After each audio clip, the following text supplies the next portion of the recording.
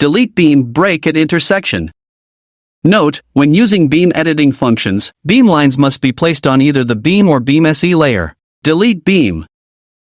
This command is used to erase double-line beams in the floor plan. Click the Delete Beam function. Select beam lines to erase. Double-line beam erasure completed.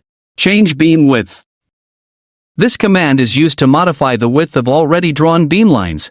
Click the Change Beam Width function. Enter the original width of the beam. Enter the new width of the beam. Select the beam lines to change width. Beam line width change completed. Beam line offset.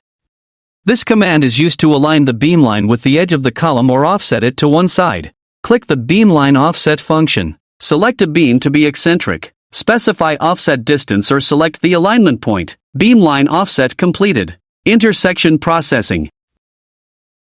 This command is used to clean up the intersections between beams, walls and columns. Click the Intersection Processing function. Specify the first corner point and the second corner point off the beam intersection line processing area.